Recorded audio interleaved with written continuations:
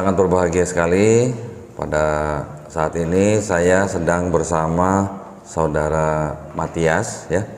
Beliau adalah salah seorang mu'alaf yang bergabung dengan Mu'alaf Center Yogyakarta ya. Kira-kira berapa lama Mas di MCY? 18 Maret kemarin 2 tahun. Oh, alhamdulillah ya, sudah 2 tahun ya. Alhamdulillah. Iya. Mas Matias, kabar? Alhamdulillah baik ya. Sehat, alhamdulillah. Alhamdulillah. Pak Doni sehat. Alhamdulillah. Nah, ini mumpung nih, namanya Haji Mumpung nih ya. Saya bisa berjumpa dengan Mas Matias nih. Kita pengen ngobrol-ngobrol nih. Kita berdua sekarang sedang merasa apa ya? Sangat berbahagia ya. Kita dipertemukan dalam iman Islam. Ya, kita sekarang sudah bisa menikmati iman Islam. Sehingga sekarang kita bisa ngobrol dengan apa namanya, dengan plong gitu ya. Iya. Mas Matias asli mana Mas? Saya lahir di Jogja, Lahir Jogja. besar di Jogja dan istilahnya 90% hidup saya di Jogja. Oh ya. Tapi cuma memang karena casing saya, bapak dari Flores. Oh Bapak Flores. Iya. Iya. Terus ibu dari Sumatera, dari Bangka. Oh Bangka. Ya, berdua ketemu di Jogja, kuliah Iya, di Jogja, kemudian berkeluarga di Jogja. Iya, iya, iya. Mas, kita ini kan sudah Muslim ya Mas ya. Ya, alhamdulillah. Gini, artinya pernah nggak kepikir sama Mas Matias, kok saya dilahirkan menjadi seorang keturunan yang orang tuanya Flores atau yang ibunya Bangka, juga begitu saya juga dulu nggak pernah mikir kok saya dilahirkan sebagai orang keturunan Chinese atau Cina gitu. Kira-kira hikmahnya yang Mas Matias pernah dapat apa Mas? Kalau terpikir kenapa terlahir di Oh.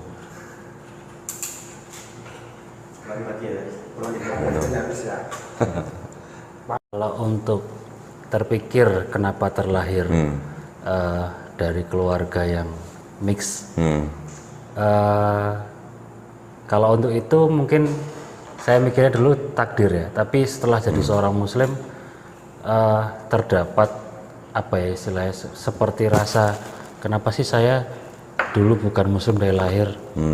Karena nikmatnya iman ini saya baru rasain 2 tahun dan akhirnya terpikir kenapa enggak dari lahir saya ngerasain nikmat iman seperti ini Ya. gitu. Yang saya pikir Ada sebuah hadis dalam tradisi Islam ya, bahwa setiap bayi yang lahir itu sebenarnya fitrahnya Muslim. Artinya dalam keadaan fitrah. Fitrah itu kan artinya dalam keadaan suci ya. Itu bisa dikonotasikan dengan sebagai seorang Muslim. Karena artinya Muslim itu kan orang yang berislam. Islam sendiri kan artinya kan salah satunya adalah berserah diri. Nah kalau bayi lahir bisa berserah diri kepada siapa? Ya hanya kepada penciptanya kan. Jadi sebenarnya Mas Matias, kalau boleh saya koreksi, sebenarnya kita semua dulu lahir itu sebenarnya dalam keadaan Muslim. Nah hadis itu diteruskan dengan apa? Dia menjadi Yahudi, Nasrani, Majusi itu karena orang tuanya. Nah, jadi sekarang Mas Matias setelah dewasa, setelah mengenal Islam, kemudian menerima Islam dan mau menjalankan syariat Islam, sebenarnya Mas Matias ini kalau boleh saya bilang itu sebenarnya kembali kepada Islam. Gitu Mas. Bahasanya kembali ke fitrah. Kembali ke fitrah gitu. Masya Allah. Hebat nggak tuh? Masya Allah. Hebat kan? Iya. Nah, terus kita ngobrol lagi nih. Orang tua Mas Matias masih ada? Yang bapak sudah meninggal, Qadarullah, dan Ya. yang ibu masih ada. Ibu masih ada? Masih ada, dan di Jogja juga. Di Jogja juga? Oh, serumah atau beda rumah? Saya kebetulan tinggal di gedung ini. Oh, tinggal di sini di MCY. Oh, berarti tidak Jadi serumah dengan ibu ya? setelah convert kemudian memutuskan untuk menginfokan bahwa saya sudah menjadi seorang Muslim, hari itu juga di-kick dari. Waduh. Mas, sorry Mas, bukan convert Mas. Oh ya, back to. Kalau kembali ke Islam itu bukan convert. Ada yang lebih pas, revert. Oke. Nah, revert itu artinya kembali kepada ya. Nah, oh berarti Mas Matias ini dibuang gitu ya dalam tanda kutip dari keluarga gitu ya. Ada statement kita sudah bukan ibu dan anak waktu itu. Sampai sebegitunya? Iya, waktu itu. Dan langsung, maksudnya langsung face to face ngomong seperti itu. Waduh. Terus Mas Matias tanggapannya ke ibu? Waktu itu saya cuma menyesal karena membuat ibu saya bersedih. Tetapi saya tidak menyesalkan dengan apa yang saya pilih. Karena apa ya istilahnya, historinya adalah agama ini saya cari. Karena saya pernah ateis dan agnostik. Jadi memang waktu itu ada keresahan di mana saya kepengen berdoa kepada yang menciptakan saya, tapi saya harus tahu dengan cara apa saya berdoa. Karena itu saya mencari akhirnya, dan Allah membukakan jalan lewat media dengan munculnya konten Dr. Zakir Naik di handphone saya, yang dulunya saya nggak pernah cari. Akhirnya saya merasa saya kepo dengan konten itu, saya buka. Dan itulah yang menjadi wasilah di mana saya akhirnya memutuskan untuk bersyahadat. Alhamdulillah, Mas. Ya. Memang cara daripada setiap orang mendapatkan hidayah itu beda-beda ya. Tapi ngobrol-ngobrol sama, saya juga dulu nonton semua videonya Dr. Zakir Naik. Bahkan sebelumnya video-video almarhum Syekh Hamid Didat. Pernah nonton? Oh iya, saya sempat beberapa kali nonton yang. Ya. Almarhum Syekh Hamid Didat itu gurunya Dr. Zakir Naik. Begitu juga yang lain-lain, nanti ada Ustadz Yusuf, Syekh Yusuf Estes, ada Ustadz Noman Ali Khan, Ustadz Husain, ya banyak kan, mereka kan tergabung di PIS TV lah ya, mereka menjadi undangan juga kan. Betul. Masya Allah ya. Tetapi intinya sebenarnya gini Mas, kalau Mas melihat video-video Dr. Zakir Naik, kemudian Mas pikirannya terbuka, dan akhirnya Mas revert gitu ya, itu sebenarnya juga memang karena Allah juga menghendaki. Mas. Betul. Jadi kita menjadi muslim itu juga karena kehendak Allah. Ya, bukan karena kuat dan kuasa kita gitu. Memang Allah sudah menghendaki kita, sudah memilih kita begitu. Jadi kita harus sangat-sangat merasa bersyukur ya.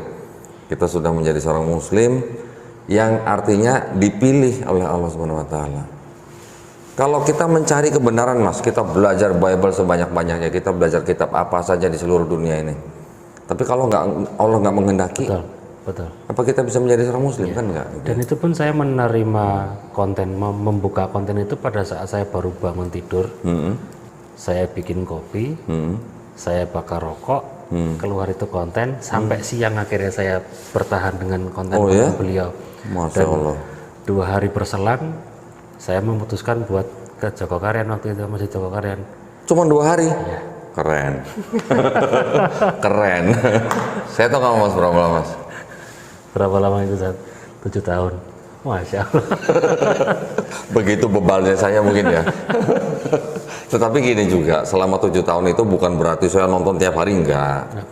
Ya nonton sekali-sekali terus.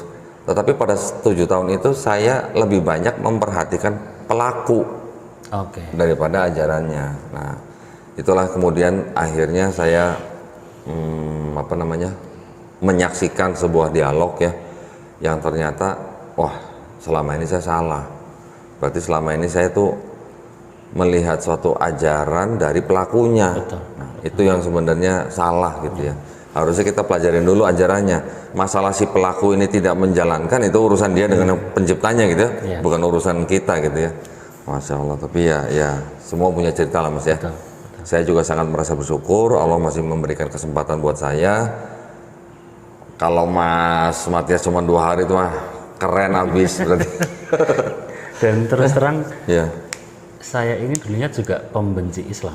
Oh gitu? Ya. Kenapa? Sangat.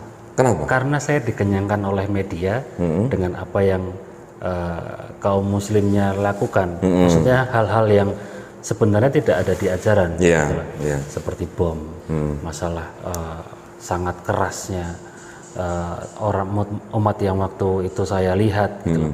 Tapi setelah penjelasan Dr. Zakir bahwa Islam itu ajarannya seperti ini, kalau misalnya ada Muslim yang melakukan kesalahan, yang dicap Muslimnya, bukan Islamnya, itu yang akhirnya saya akan pelajari lebih lanjut, tapi saya kepingin syahadat dulu. Jadi supaya saya punya tuntunan, supaya saya ini waktu itu ada keresahan kayak saya tuh kepengen curhat loh sama pencipta saya ini, tapi caranya gimana? Nah itu kenapa saya akhirnya memutuskan segera bersyahadat. Setelah ngobrol dengan beberapa teman dan mereka menyampaikan bahwa hidayahmu sudah datang, kalau mau dijemput segera, karena kita nggak tahu nggak ada yang tahu umur. Iya. Tapi Mas Matias ini dulu dari kecil oleh orang tua tuh dibesarkan dalam ajaran apa? Katolik? Katolik. Oh, Katolik. Kristen Katolik ya. Okay. Dan lumayan agak taat karena saya setiap pagi ikut misa pagi. Gitu. Sore juga kadang-kadang ikut misa sore. Setiap minggu maksudnya? Setiap hari. Setiap hari? Setiap hari. Wah, keren tuh. Ya terus di lingkungan saya juga waktu itu terbilang aktif. Jadi sempat ada pencalonan tentang menjadi ketua lingkungan, kemudian ada pencalonan menjadi prodiakon. Tapi memang karena saya waktu itu merasa saya masih sangat muda, saya melihat bapak-bapak yang menjadi prodiakon dan ketua lingkungan itu sudah berumur, saya merasa kayak belum pantas gitu loh. Gitu. Tapi ya mungkin waktu itu sudah settingannya Allah seperti itu. Mungkin kalau sudah masuk ke gereja lebih dalam, mungkin ceritanya bakalan lain. Tapi waktu Mas Matias di dalam lingkungan atau ajaran Katolik itu, Mas sempat belajar Bible secara intensif atau gimana? Enggak juga. Enggak juga? Enggak sekafah itu. Enggak sekafah. Loh, berarti yang Mas ikutin itu ya hanya sebatas ajaran dari gereja gitu? Betul, purely dari gereja. Karena untuk membedah kitab, saya enggak, enggak tertarik untuk itu. Jadi saya lebih tertarik ke praktek kerja nyata gitu kerjanya, ya. Jadi untuk membuka kitab pun saya kalau boleh jujur, karena kan saya sempat di kapal waktu itu ya. Di kapal ini kan monoton sekali. Dan saya bawa kitab dari rumah, buka baca, baru masuk ke kalau awal itu namanya Kejadian. Baru masuk ke Kejadian, that's it. Tidak berlanjut gitu ya. Ya memang banyak sih yang begitu Mas, memang banyak sih yang begitu. Jadi ya. akhirnya Injil yang dipaparkan ke saya ya yang sudah disetting oleh gereja gitulah. Jadi yang tentang aturan-aturannya jarang sekali saya terima gitu loh. Dan akhirnya jadi seorang muslim saya baru tahu bahwa minum alkohol juga di Bible enggak boleh, makan babi juga enggak boleh gitu loh. Setelah jadi muslim saya baru tahu. Oke, gitu. Setelah mendengar ceramah Dr. Zakir, saya cek di Bible yang langsung ada. Oh kok kayak gini ya? Semakin resah gitu. Tapi gini loh, maksud saya gini loh. Kalau Mas Matias sebelum mendengarkan ceramah Dr. Zakir Naik, Mas Matias sudah mempelajari Bible-nya sendiri, kemudian dengar ceramahnya Dr. Zakir Naik, kemudian Mas bandingkan, kemudian Mas pelajari atau renungkan, akhirnya baru ngambil keputusan, fine gitu ya. Mas belum pernah belajar Bible, kenapa dengar ceramah Dr. Zakir Naik langsung percaya gitu? Karena mungkin saya lebih suka cara belajar lewat visual. Ya, jadi membaca apa segala macam itu saya mungkin kurang suka. Tapi setelah jadi seorang muslim, saya harus seperti itu. Misalnya harus juga membaca, karena ilmu kan nggak cuma sekedar disampaikan, harus dibaca juga. Nah itu ya mungkin kalau misalnya saya menggeluti Bible waktu itu, saya sudah istilahnya protes ke pastor dulu sebelum saya akhirnya mencari informasi lebih lanjut. Kenapa bisa kayak gini? Walaupun teman-teman yang sudah mencoba buat protes, maksudnya tanya ke pastor, pasti jawabannya tidak pernah memuaskan yang kita tanya gitu. Gitu. Pintar juga alasannya. Alasannya make sense gitu ya. Iya. 10 menit mati. Oh alah. Oke.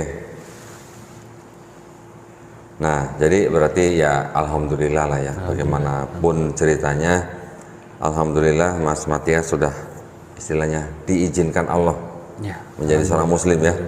Alhamdulillah. Ya, cerita saya juga udah ya kurang lebih sama lah begitulah. Tetapi sebenarnya saya dulu waktu remaja aktif baca Bible. Malah pernah juara, waduh cepet buka Bible gitu. Karena kan kita udah hafal kan urutan-urutan kitabnya, bukunya gitu.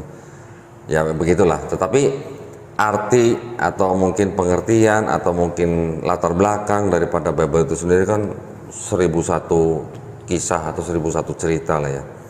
Dan kalau kita memang nggak belajar dengan apa namanya yang semestinya atau bagaimana, kita nggak akan memahami persis lah ya. Nah, tetapi pada waktu saya di dalam taraf saya harus mempelajari ulang Bible ini,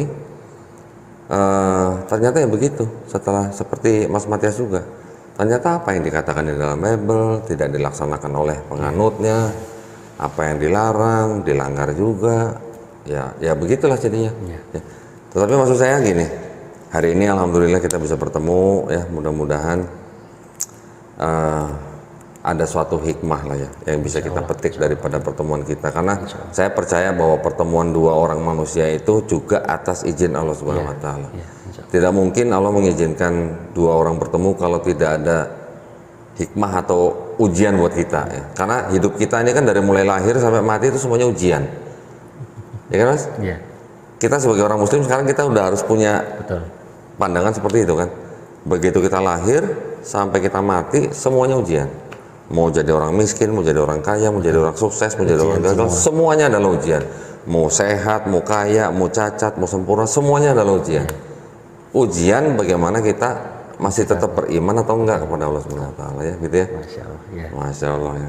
Itu yang membuat kita tuh semangat gitu ya dalam menjalani Islam gitu ya. Kalau dulu mungkin kan mikirnya saya mau ngapain aja mah, yang penting udah ada yang nebus gitu ya. Nanti tinggal ke bilik gitu. Bener gitu ya? Allah. Kayaknya malu kayaknya.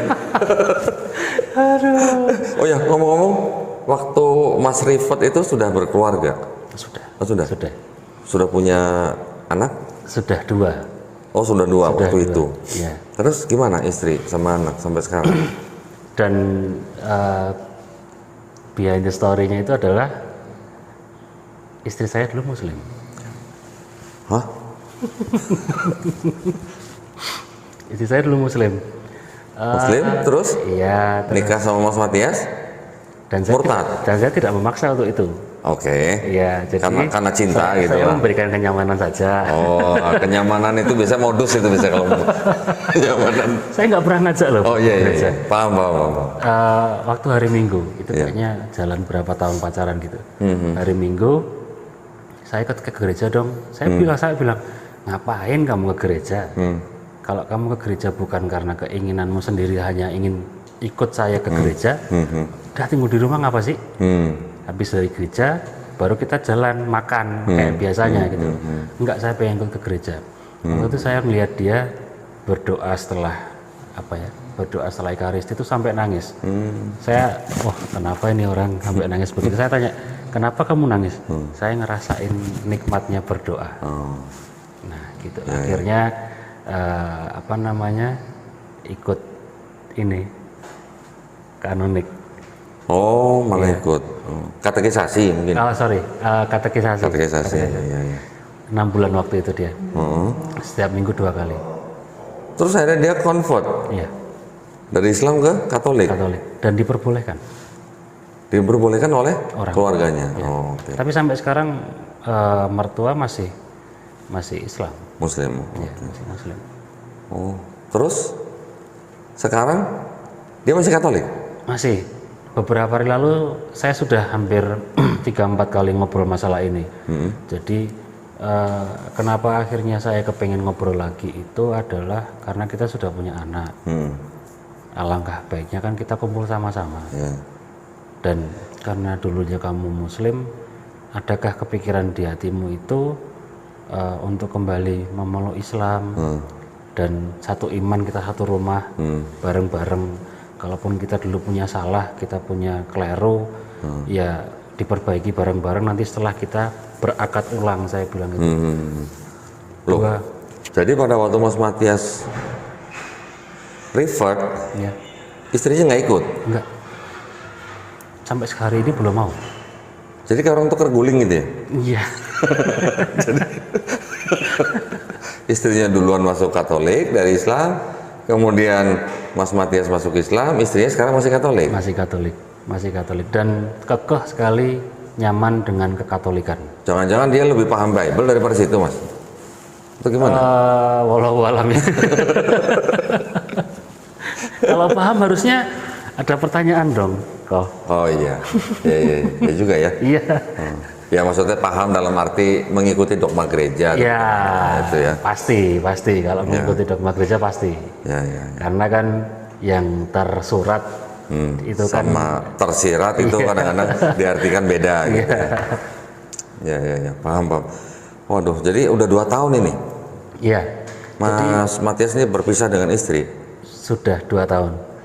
Waduh. Jadi setelah report kemudian langsung saya dikasih tahu Pak Weli Joko Karyan, Mas kamu kalau mau pulang boleh, tapi jangan kumpul sama istri dulu, karena menurut syariat bahwa pernikahan kalian sudah batal. Ya. Oke, berarti saya nggak boleh kumpul daripada saya karena saya ini masih umur 31 ya, 30 tahun waktu itu. Saya masih punya gejolak, dan kalau saya pulang pasti saya masih beradu dengan setan waktu itu kan. Saya mendingan nggak usah pulang aja. Oke. Gitu. Jadi saya memilih amannya di situ. Ya. Akhirnya saya nggak pulang dan dipertanyakan, maksudnya ada pertanyaan kenapa nggak pulang apa segala macam. Akhirnya saya pulang waktu itu hari keempat Ramadan.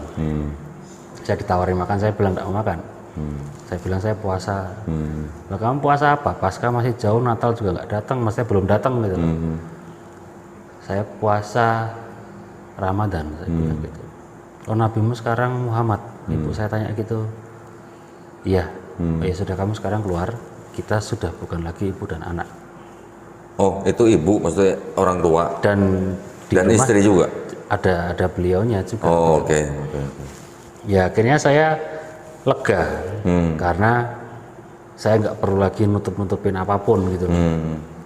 Detik itu juga saya terus memutuskan untuk tinggal sendiri. Waktu saya ditampung sama teman-teman saya futsal, yang semuanya alhamdulillah muslim dan menerima saya dengan sangat baik. Saya juga diajarin beberapa hal di situ. Ya akhirnya kalau pulang dan istilahnya buat kembali ke rumah, waktunya nggak lama, cuma biar bisa ketemu anak-anak. Itu sampai sekarang seperti itu. Jadi pulang cuma sekedar itu. Ada pertanyaan dari anak-anak, kok sekarang ayah nggak tinggal di sini lagi? Ayah udah nggak sayang ya gitu. Sakit sebenarnya dengarnya, tapi someday saya bakalan jelasin kalau mereka sudah paham gitu loh, karena sekarang masih ada SD semua dan kelas 1, kelas 3 SD belum saya istilahnya paparkan apa sih problemnya gitu. Begitu. Sebenarnya nggak jauh beda sama saya kisahnya sebenarnya. Masya Allah. Sebenarnya nggak jauh beda, cuman ya saya bisa move on. Akhirnya kita berpisah baik-baik. Saya sudah menikah lagi dengan seorang muslimah. Ini belum. 2 hari lalu saya sempat ngobrol dengan beliau, saya akhirnya tidak ngomongin masalah surga neraka, saya tidak ngomongin masalah dalil, saya tidak ngomongin masalah konsep ketuhanan, karena ilmu saya belum se-fluent itu. Akhirnya saya cuma ngomong bahwa anak-anak ini tuh butuh kita jadi satu untuk berkumpul dan bareng-bareng mereka ngelewatin masa kecilnya gitu. Saya kalau istilah Jawa saya asor, saya sudah minta maaf. Saya pernah melakukan kesalahan yang akhirnya membuat sekeluarga besar ini kecewa. Minta maaf itu atas kekecewaannya, bukan atas kepilihan saya. Tetap intinya dia bilang itu saya masih dengan statement saya yang waktu itu terakhir ketemu. Saya nyaman dengan apa yang saya kerjakan dan Tuhan juga memberikan saya kekuatan supaya saya akhirnya tidak gila menanggung konsekuensi ini gitu.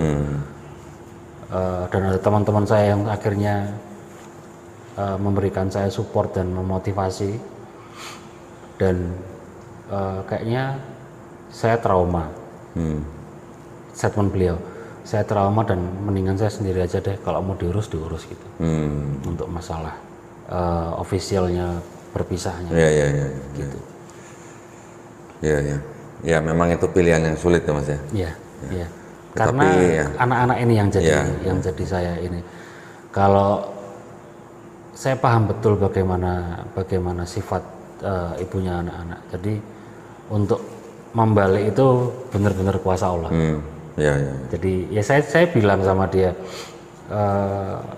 tahu kan bahwa yang maha membolak-balikkan hati itu kan Allah, Tuhan.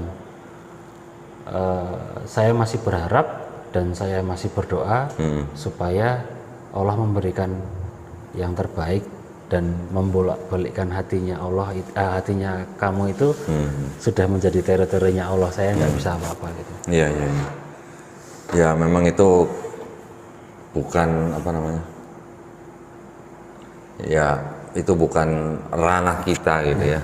Kita mungkin hanya bisa memberikan masukan atau apa gitu. Tapi ya itu seperti tadi Mas Matias bilang, yang bisa membolak-balikan hati manusia itu hanya Allah Subhanahu wa taala ya. Jadi ya kalau saran saya sih ya tinggal Mas Matias serahkan saja semuanya kepada Allah Subhanahu wa taala ya. Siap. Itu pasti nanti Mas Matias punya jalan keluar yang paling baik menurut Allah Subhanahu wa taala ya. Ya. Tapi kalau misalnya masih ada kesempatan gitu, ada kesempatan misalnya Mas Matias berdakwah atau bagaimana, mungkin one last time atau bagaimana gitu ya, siapa tahu loh ya. Iya, jadi saya tetap berharap untuk itu. Makanya sampai sekarang ini kan saya masih mengumpulkan data istilahnya. Apa sih yang bisa saya bawa yang bisa membuka mata hatinya beliau gitu loh. Apakah ada seperti apa ya, kekonsepan apa sih di gereja yang saya bisa bawa ini loh, yang akhirnya membuat kita akhirnya sama frekuensinya gitu loh. Oke, ternyata ada ini di Bible, ternyata ada ini yang sebenarnya seperti ini. Jadi saya Loh, tapi Mas Matias tahu nggak kalau istrinya tuh mempelajari Bible juga, tahu nggak? Atau hanya karena apa namanya, kenyamanan dia di dalam gereja akhirnya dia sampai berat sekali meninggalkan atau bagaimana? kalau sepengetahuan saya, kenyamanan yang dibentuk oleh personal gereja. Kalau Bible-nya saya paham betul bahwa mungkin hampir sama kayak saya juga. Gitu loh, baru buka Kejadian sudah gitu. Baru kejadian. Oke, nah Mas Matias ini kan dulu Katolik. Ya. Ini ada kitab suci Katolik nih Mas. Oke, saya Ini belum kitab pernah suci lihat yang Katolik. sebesar ini. Belum pernah lihat, instrumen ini belum pernah lihat. Ini bukan punya saya, ya. Ini punya Mualaf Center Yogyakarta. Ini adalah mungkin adalah sebuah dokumen yang resmi, yang sangat-sangat penting, yang memang dulu Mas Matias tidak pernah melihat karena memang Bible ini bukan untuk jemaat, Mas. Oke. Nah, jadi Bible ini memang sepengetahuan saya ini diperuntukkan untuk calon-calon pastor gitu. Oh, oke. Yang memang harus melalui tahapan untuk studi Bible gitu. Ya. Nah, di dalam Bible ini tidak hanya ayat-ayat yang ditampilkan, tetapi juga ada catatan-catatan lengkap mengenai ayat-ayat yang di dalam sini. Oh, ada foto. Makanya lebih tebal daripada yang biasa. Iya, saya baru lihat soal. Ya kan? Kalau yang biasa mungkin setengah atau setengah lebih tebal dikit lah. Iya, dan lebih pendek biasanya. Ya, Iya. ini ada catatan jadi memang lebih tebal, dan juga di dalam Bible ini terdapat kitab-kitab atau buku-buku yang disebut dengan Deuterokanonika, Oke. ya, yang tidak diakui oleh pihak Protestan. Oke. Ya, paham yang itu Ya saya. kan? Paham kan? Saya Nah. itu paham. Jadi sebenarnya yang Protestan 66 bukunya sama dengan yang ini. Oke. Cuman di sini ada 7 kitab yang disebut dengan Deuterokanonika yang tidak diakui oleh Protestan. Nah, mungkin kalau Mas Matias nanti bisa memperlihatkan ini kepada istri, mungkin ya, walau alam, Ya. siapa tahu gitu ya. Kitab ini boleh saya bilang ini kitab yang jujur, Mas. Iya. Oke. Jujurnya begini, dalam arti ada ayat apa di situ, mereka membuat catatan untuk ayat itu, entah itu masalah etimologi, entah masalah keautentikannya, entah masalah latar belakangnya, entah masalah apa namanya sejarahnya atau bagaimana gitulah.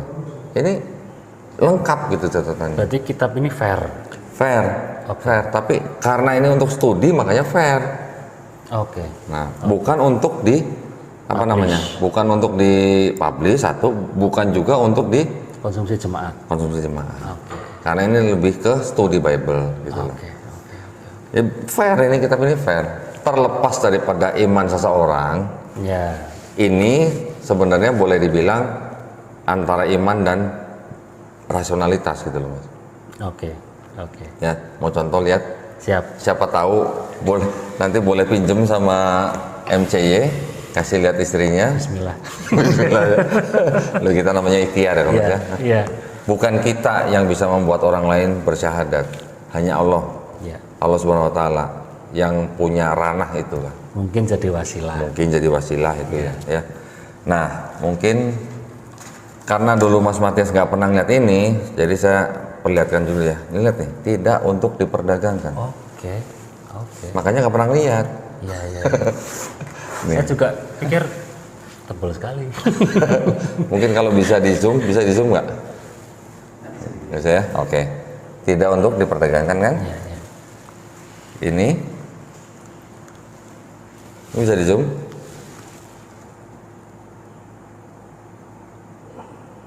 Ya kan? Angkat dulu aja, angkat langsung deketin sini nggak apa-apa lah. Nah, ini kan kita sharing juga ya sama penonton. Oke, ini Mas, Alkitab Katolik Deuterokanonika dengan pengantar dan catatan lengkap ya.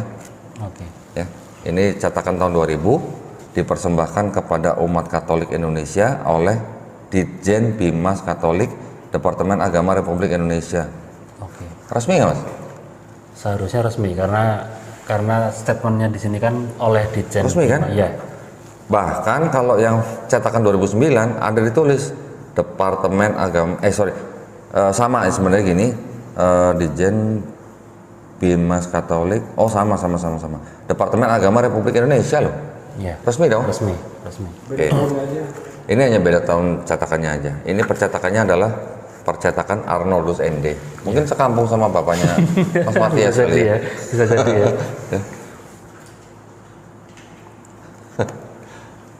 Oh nih, mau di shoot. Ya, bisa dibaca ya.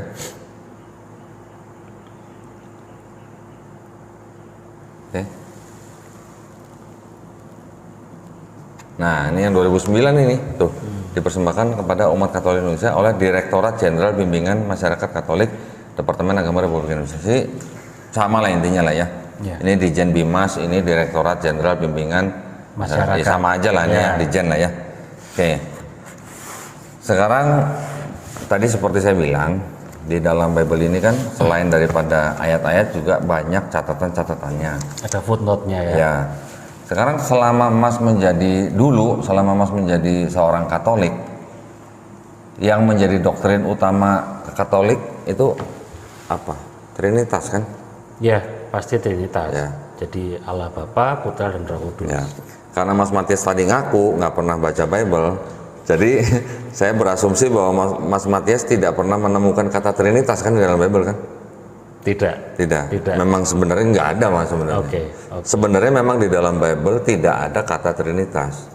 Tetapi konsep Trinitas itu dibangun atas dasar doktrin gereja. Iya. Ya. Iya. Sebenarnya konsep Trinitas itu sendiri juga tidak, kalau kampung saya bilang tuh tidak ujuk-ujuk nongol Trinitas gitu, enggak. Ada evolusinya. Oke. Mulai dari namanya paham doketisme, Doketisme. doketisme, kemudian diteruskan dengan paham yang namanya separatisme, Oke. kemudian diteruskan lagi dengan paham modalisme, barulah kemudian timbul yang namanya paham Trinitas itu atau Trinitarianisme gitu. Trinitarianisme. Nah, itu memang memakan waktu ratusan tahun. Oke. Enggak hari ini beda-beda keluar harus besok selesai gitu, enggak. Itu melalui tahapan-tahapan yang berdarah-darah lah gitu istilahnya. Oke. Karena perbedaan-perbedaan konsep itu tadi melalui tahapan-tahapan perseteruan antar bangsa, perseteruan antar golongan dan kelompok yang melibatkan atau sangat kental dengan nuansa politik gitu, Mas. Akhirnya ada darah di situ. Ya. Yang harus tumpah. Iya, akhirnya ditetapkanlah yang namanya Trinitas itu di dalam beberapa konsili. Konsili. Pernah dengar kan konsili kan? Muktamar lah gitu lah. Iya. Konsili yang paling terkenal kan mungkin kalau di dalam hal-hal seperti ini kan itu adalah konsili Nisea Iya. tahun 325 Masehi. Dulu waktu di gereja pernah diajarin nggak? Enggak pernah. Nggak pernah. Tidak sedalam itu. Tidak sadar. Iya, Enggak, itu nggak dalam itu mah. Itu sudah jadi pengetahuan umum sebenarnya. Nah, kenapa konsili itu diadakan? Karena ada dua kelompok yang berbeda pandangan mengenai konsep ketuhanan pada saat itu. Yang satu bilang Yesus itu Tuhan, yang satu bilang Yesus itu bukan Tuhan. Nah, itu baru mengenai konsep ketuhanan Yesus saja udah jadiin konsili. Oke. Gitu. Akhirnya yang menang yang kelompok mengakui bahwa Yesus Tuhan. Yang tidak mengakui Yesus Tuhan dipersekusi, ditangkap, dipenjara, disiksa, dibunuh, banyak yang mengungsi gitu misalnya. Itu baru Masalah ketuhanan. pengakuan atau konsep ketuhanan Yesus itu Tuhan atau bukan gitu. Jadi belum Trinitas itu, Oke. baru Duinitas itu. Jadi mereka baru menyatakan bahwa Yesus itu mempunyai hakikat yang sama dengan Bapa gitu, atau dengan Tuhan. Gitu. Baru kemudian ada lagi konsili yang disebut dengan yang diadakan di kota Konstantinopel. Oke. Konsili yang diadakan tahun 381 Masehi. Masya Allah. Beda berapa tahun tuh? Kira-kira ya hampir 60 tahun lah ya. Hampir 60 tahun. 50 sekian tahun. Barulah di konsili Konstantinopel itu kelompok yang tadinya menang itu mereka memperkuat keyakinan mereka lagi dengan menambahkan pribadi yang baru yaitu Roh Kudus. Oke. Ternyata Roh Kudus juga menurut mereka dianggap sebagai pribadi yang mempunyai hakikat yang sama dengan Bapa gitu. Barulah 381 itu menjadi tonggak sejarah ditetapkannya konsep Trinitas di dalam gereja gitu. Belum pernah dengar Mas? Belum pernah. Baru ini. Oh, baru Masya ini? Allah, ya. Saya juga amazed akhirnya Ustadz Dondi ini ya mempelajari itu sampai sedalam itu maksud saya. Iya. Masya Allah. Saya pengen tahu dulu Kristen itu kayak apa sih? Oke. Pertama kali terbentuk bagaimana sih? Kan kita harus tahu dong Mas. Iya, iya, iya, iya. Jadi memang ada dua kelompok yang berseteru gitulah. Oke. Ini sebenarnya perseteruan ini sebenarnya juga sudah mulai pada zaman apa yang disebut dengan rasul-rasul masih hidup. Tetapi perseteruan itu antara murid yang dianggap murid asli daripada Yesus, artinya murid-murid yang memang benar-benar pernah bertemu Yesus, pernah jalan bareng Yesus, pernah ngopi bareng Yesus gitu istilahnya. Dengan orang yang tidak pernah bertemu Yesus secara fisik, tetapi dia membuat semacam kayak ajaran baru mengenai Yesus gitu loh. Oke. Nah, akhirnya terpecahlah istilahnya apa namanya ya, pandangan bahwa kalau namanya ajaran ini ya sudah harus hidup di bawah hukum Taurat gitu. Betul. Tetapi yang ajaran baru ini yang dipopulerkan oleh seorang yang mengaku rasul bernama Paulus yang tidak pernah ngopi bareng Yesus, Nggak pernah nyenja bareng dia. dia bilang kalau orang di luar Yahudi untuk mengikuti ajaran ini tidak perlu hidup di bawah hukum Taurat gitu Mas. Oke. Oke, oke. Jadi kalau untuk Yahudi, Paulus bilang ya silakan tetap hidup di bawah hukum Taurat. Tapi kalau non Yahudi ini nggak perlu hidup di bawah hukum Taurat karena dosa manusia atau yang disebut dengan dosa waris itu yang tidak pernah diajarkan oleh Yesus dianggap sudah ditebus oleh kematian Yesus di atas kayu salib gitu. Konsepnya yang itu. Konsepnya begitu. Jadi kan kita sering membaca mungkin perkataan daripada Paulus ini kan seperti orang mencela-mencela. Ya. Tetapi sebenarnya bukan mencela-mencela, tapi ditujukan kepada orang yang berbeda gitu. Oh, ada asbabul nuzulnya. Iya, nah kurang lebih. Oke, buat orang-orang Yahudi silakan tetap hidup di bawah hukum Taurat. Tidak batal hukum Tauratnya. Babi ya haram udah gitu. Tapi untuk orang-orang di luar Yahudi, ini mereka tidak perlu hidup di bawah hukum Taurat, tidak perlu sunat fisik, Oke. boleh sunat hati aja, Oke. apa saja boleh dimakan, karena dosa kamu sudah ditebus oleh kematian Yesus di atas kayu salib. Gitu. Nah, perbedaan pandangan ini yang menyebabkan sebenarnya konsili yang pertama kali sebenarnya tahun 50 Masehi. Oke, oke. Kalau dari kalangan murid-murid Yesus dipimpin oleh Petrus, kalau yang dari Paulus ini ya dia sebagai tokoh yang sentral utama ya untuk ajaran baru itu, dibantu oleh Barnabas, mereka akhirnya mengadakan konsili yang pertama di Yerusalem tahun 50 Masehi. Kok ya dalam bahasa Jawanya dilalah yang menang suara nih Paulus gitu loh. Iya. Akhirnya dia bersama Barnabas tinggal di kota Antioquia. Setelah setahun lamanya mereka di sana, barulah mereka disebut sebagai Kristen. Masya Allah. Petrusnya nggak disebut Kristen. Paulus dan Barnabas dan pengikutnya ini yang disebut Kristen gitu. Tetapi nanti secara secara umumnya ya semua yang dianggap itu disebutnya Kristen tetap gitu. Petrus yang tadinya tidak menerima julukan Kristen ya akhirnya dia dijadikan sebagai simbol daripada kekristenan. Gitu. Petrus sendiri juga mendirikan keuskupan di Antioquia. Oke. Ya. Dan murid-muridnya ya oke lah, mungkin ada beberapa yang dianggap menyimpang yang sampai akhirnya timbul pemahaman bahwa Yesus itu bukan Tuhan. Itu salah satunya adalah cucu murid lah daripada keuskupan Petrus itu. Oh, oke. Gitu. Itu yang disebut dengan aliran Unitarian gitu. Unitarian. Ya.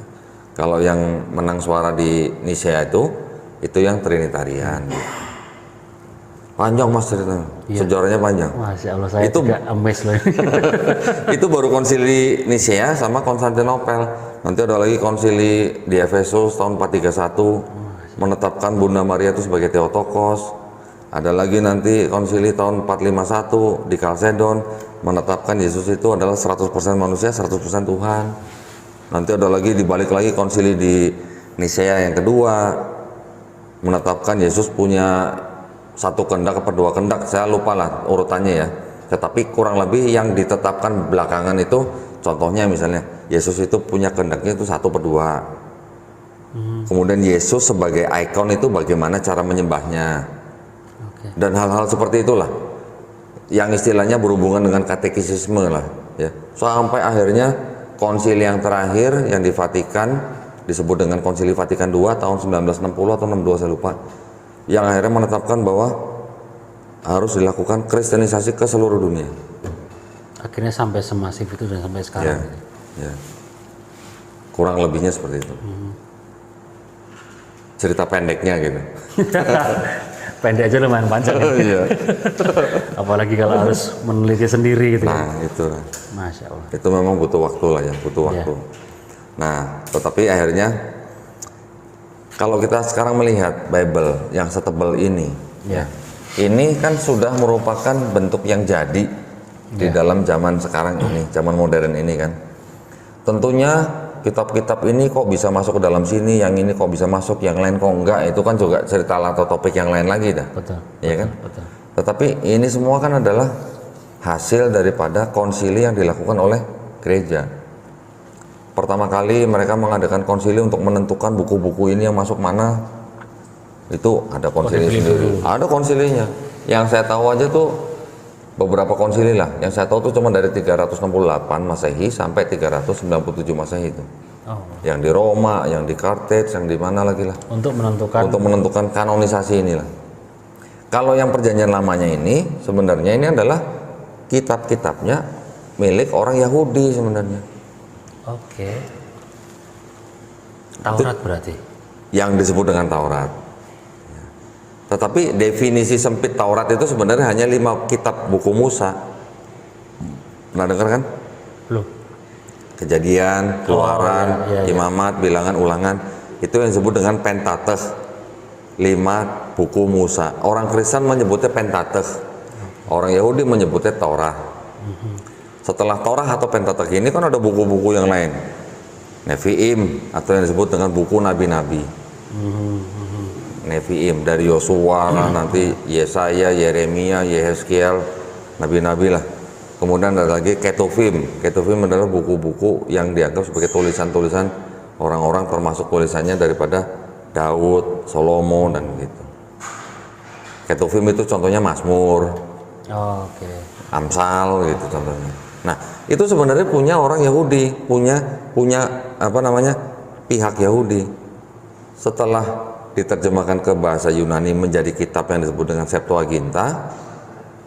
Septuaginta itu akhirnya diterjemahkan ke bahasa Latin setelah mengalami beberapa kali koreksi, barulah dipakai menjadi Perjanjian Lama. Harus dikoreksi dulu kitabnya. Iya, dikoreksinya di abad keempat oleh kekristenan. Yang mengoreksi itu berasal dari 3 orang, Hesisius, Origen, Lucian. Baru apa namanya melalui beberapa tahun lagi, akhirnya dibuatlah apa ya yang disebut dengan Vulgata, Bible yang berbahasa Latin pertama. Dari Vulgata berapa ratus tahun lagi nanti ada lagi dibuatkan Textus Receptus oleh Erasmus gitu. Nah, banyak sekali Mas manuskrip-manuskrip yang dipakai oleh mereka untuk menjadi seperti ini sekarang. Akhirnya jadi seperti Akhirnya seperti ini sekarang. Belum lagi nanti di abad keempat ada kodeks-kodeks yang disebut dengan Kodeks Vatikanus, Kodeks Sinaiticus, Kodeks Alexandrianus, dan masih banyak yang lain. Dan saya waktu itu seperti dibikin nyaman dengan dogma yang ada, akhirnya tidak sampai berpikir untuk mempelajari hal sedetil itu. Insya Allah. Kalau nggak tahu detail ya nyaman, pasti di gereja nyaman. Betul. Karena di gereja itu memang saya juga dulu merasakan di dalam gereja itu kekeluarganya tuh sangat kental gitu. Ya. Beda dengan masjid, datang wudhu, sholat, selesai pulang bubar udah gitu. Itu yang perbedaannya di situ. Betul. Nah ini kita ngobrol inilah ya. Siapa tahu nanti Mas Matias Jadi boleh wasilah. pinjem gitu ya nanti ya diperlihatkan ke istri mungkin ya. Siapa tahu nanti bisa mempunyai suatu hikmah gitu ya. Tadi kan saya sebut mengenai Trinitas. Ya. Yang disebut dengan Trinitas itu kan ada berarti apa? Ada 3 pribadi ya. Yang mana kalau kekatolikan itu kan menganggapnya Tuhan bermanifestasi menjadi 3 pribadi. Betul. Ya kan? Tetapi katekisasinya itu kan mengatakan bahwa Bapa bukan Yesus, Yesus bukan Roh Kudus bukan Bapa, tetapi ketiganya adalah satu Tuhan gitu. Oke. Ya kan? Oke. Pernah dengar dong? Iya. Hah? Kalau itu sudah, karena itu kan awam di gereja. Ya. Gitu. The Father is God, Ya. the Son is God. The Father is Almighty, the Son is Almighty, the Holy Spirit is Almighty, but they are not 3 Almighty, but they are 1 Almighty. Gitu kan? Ya. Gitulah ya katekisasinya. Nah, sekarang yang disebut dengan konsep itu di dalam Bible itu adanya hanya di 1 ayat, yaitu 1 Yohanes 5 ayat 7 ya, yang mengatakan bahwa sebab ada 3 yang memberi kesaksian di dalam surga, Bapa, Firman, dan Roh Kudus ya. Bapa, Firman, dan Roh Kudus kan 3 kan? Oke. 3 pribadi ini. Dan ketiganya adalah 1. Ya. Oke. Nah, Konsepnya jadi seperti itu. ya, kita perlihatkan nih buat para pemirsa nih, siapa tahu yang belum bisa melihat ini ya. Kalau di dalam Bible yang umum, ayat ini pasti ada. Ayat ke-7, sebentar nih, 7. Nah, ini 7 nih. Sebab ada 3 yang memberi kesaksian di dalam sorga, Bapa, Firman, dan Roh Kudus, dan ketiganya adalah 1. Dan ada 3 yang memberi kesaksian di bumi. Nah, kata-kata atau kalimat di dalam sorga sampai dengan kata di bumi itu kan ada di dalam kurung, Mas. Ya. Ya. Kenapa kira-kira di dalam kurung? Ternyata ada catatannya. Nah, sekarang coba ini catatannya nih. Bentar. Nah, sekarang ini kan ada catatannya. Sekarang Mas Matias latihan dulu, baca dulu nih. Tapi bacanya nggak usah pakai bismillah ya. Masya Allah. Ya, ayat 7, 8 dan seterusnya coba dibaca. Jadi sampai dengan di dalam surga, Ya, titik-titik di bumi. ya. Bagian ayat ini tidak terdapat dalam naskah-naskah Yunani yang paling tua, dan tidak pula dalam terjemahan kuno, bahkan tidak dalam naskah-naskah paling baik dari Vulgata.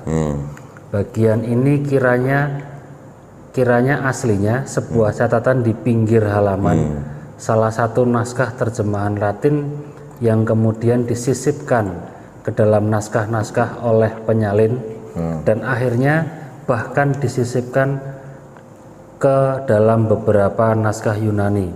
Karenanya bagian ini pasti tidak asli. Tolong diulang Mas, karenanya bagian ini? Karenanya bagian ini pasti tidak asli. Kalau tidak asli apa namanya? Palsu. Masya Allah. Nah, ini silakan kalau yang buat para pemirsa baca. Terserah merinding. Insya Allah jadi wasilah. Bismillah. Ayat 7 dan 8 ya, tolong dibaca nih.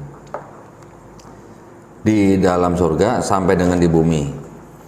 Bagian ayat ini tidak terdapat dalam naskah-naskah Yunani yang paling tua dan tidak pula dalam terjemahan-terjemahan kuno, bahkan tidak dalam naskah-naskah paling baik dari Vulgata.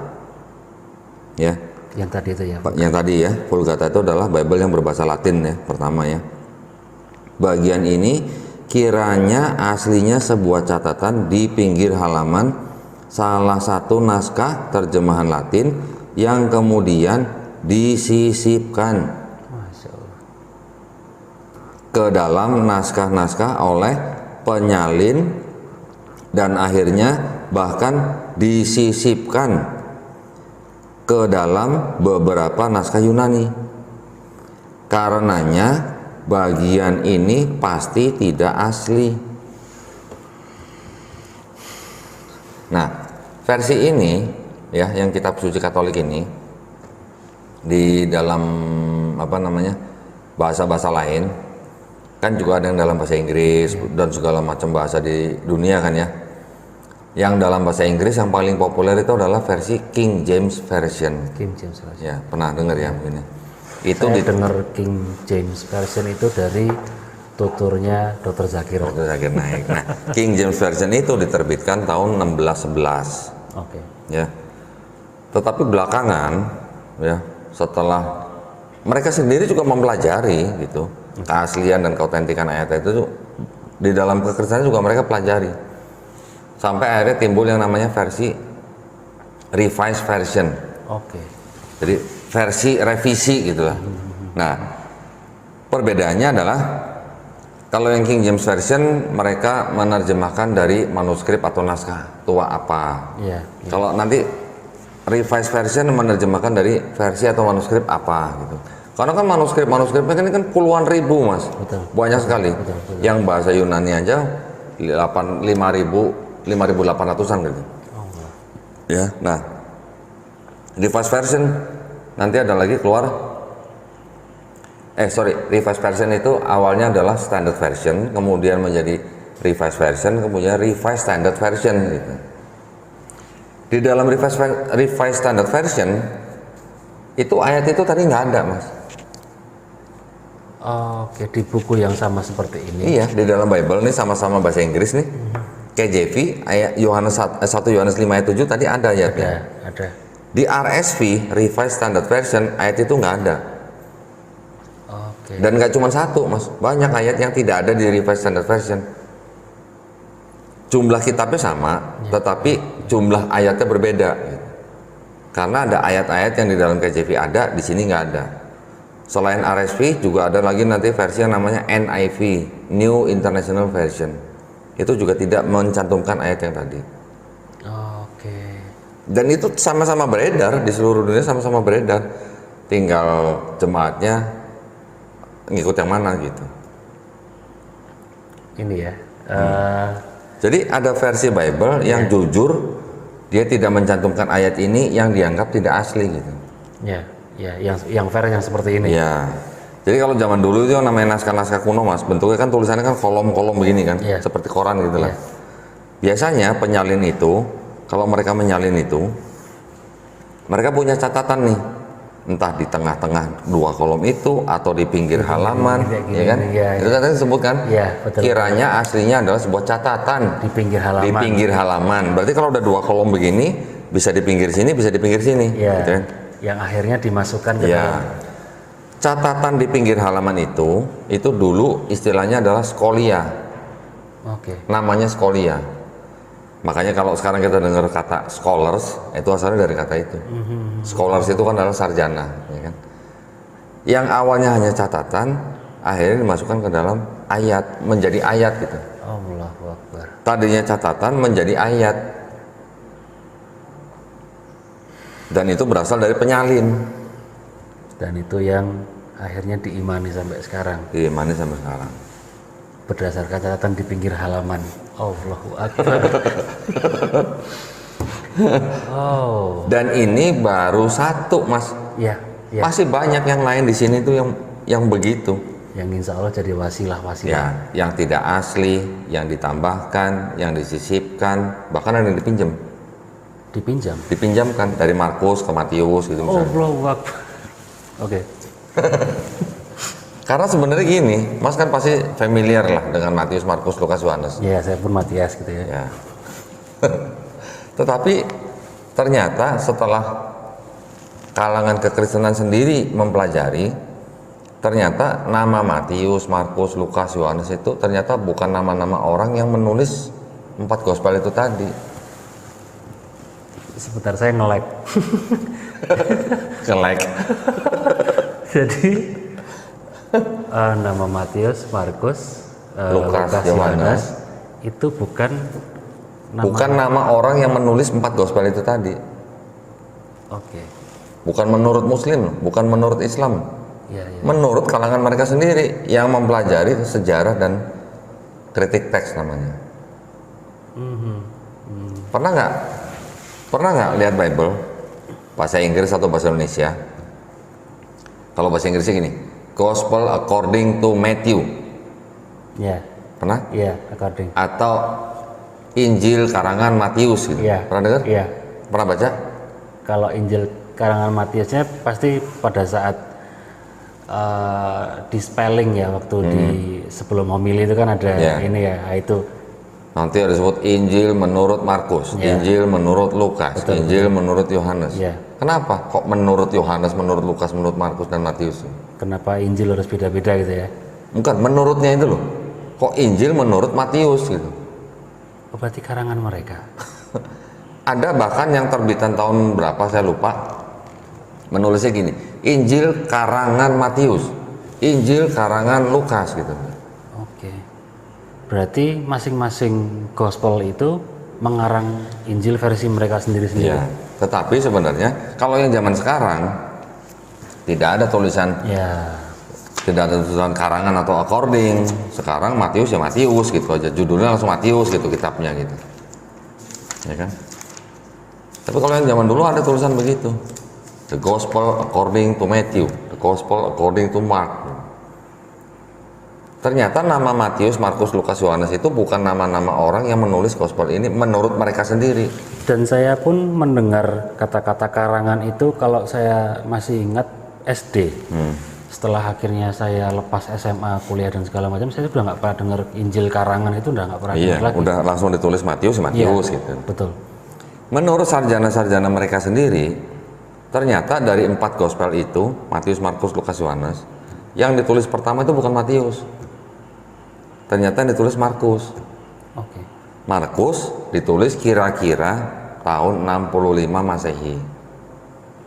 65 Masehi bedanya sama Yesus berapa tahun tuh? Yesus dianggapnya kan umur 33. Iya. Anggaplah dia lahir tahun 1 Masehi lah, anggaplah itulah. Padahal nggak bener.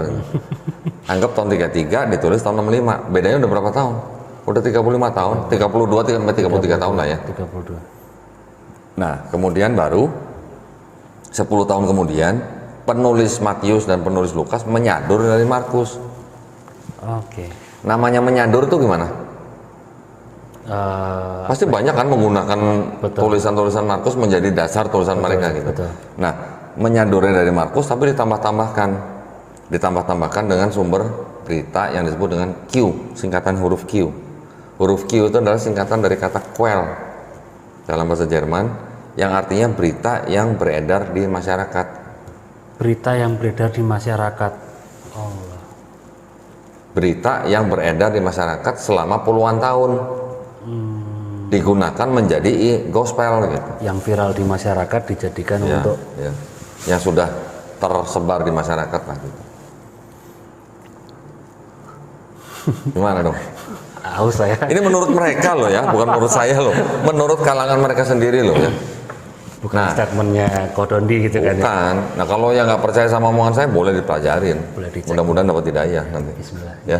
Nah, yang memberikan nama gospel ini namanya Matius, gospel ini namanya Markus, dan seterusnya sampai Yohanes, itu siapa? Ini siapa kok? Ternyata Bapak Gereja di abad kedua. Yang pertama memberikan nama itu adalah Santo Papias tahun 135 Masehi. Itu pun belum keempat-empatnya diberi nama sama dia, baru dua. Baru yang Irenaeus, Santo Irenaeus tahun 185 Masehi memberikan atau mengatributkan nama-nama itu, 4 nama itu kepada gospel. Allah. Jadi lagi yang kedua ini saya. Ngelek lagi. Itu tradisi mereka, ya, tradisi mereka bahwa nama-nama itu ternyata diberikan oleh bapak-bapak gereja, diatributkan gitulah. Karena di dalam gospel, Mas, di dalam gospel sendiri, Mas pernah baca nggak Matius? Ya terkadang Matius, Markus. baca di ini warta gereja yang pada saat Warta kita gereja. mau masuk ekaristi terus beli Ya. yang 500-an itu. Di gospel sendiri, 4 gospel itu tidak ada pengakuan dari si penulis saya bernama Matius, saya bernama Markus, saya Ya, bernama Lukas, saya belum bernama Yohanes. Nggak ada kan? Ya, ya, Nggak ada kan? nggak ada. Tetapi kalau Paulus yang menulis surat kepada jemaat di Galatia, Korintus, Roma segala macam, dia selalu ngomong, dia selalu nulis, saya adalah Rasul Paulus. Ya.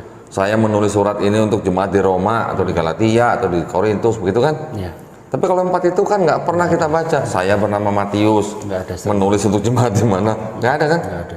Nah itulah, itu namanya anonim gitu, Oh, tidak bernama gitu. berarti nama yang saya pakai ini sebenarnya diksi. Allahu Akbar. Nah itu tradisi daripada gereja bahwa ini jangan-jangan yang menulis Matius ini adalah yang disebut dengan si Matius pemungut cukai gitu. Waduh. Markus nggak jelas, tetapi mereka punya tradisi bahwa Markus itu adalah murid daripada Petrus. Oke. Lukas itu adalah yang dianggap sebagai tabib dan teman seperjalanan Paulus. Jadi dianggapnya bahwa Lukas itu yang menulis kitab Lukas juga penulis kisah para rasul menurut tradisi dulu. Tetapi sekarang para ahli perjanjian baru udah mengatakan Paulus yang di kisah para rasul itu berbeda dengan Paulus yang di surat-surat yang dikirim kepada jemaat-jemaat itu. Itu pernyataan scholars mereka loh.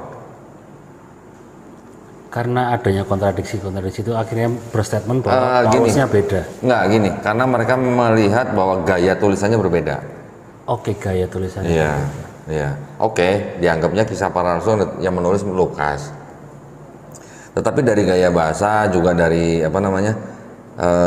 gaya bahasa perkataan Paulus itu tidak sama dengan gaya bahasa Paulus yang dia tulis surat kepada jemaat-jemaat yang di Jemaat itu. tempat lain. Gitu. Ya itu menurut mereka loh ya, bukan menurut saya itu. Berarti nama Matius, Markus, Lukas, Yohanes ini berdasarkan dari anggapan.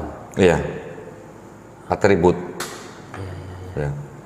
Diatributkan kepada Matius, diatributkan kepada Markus.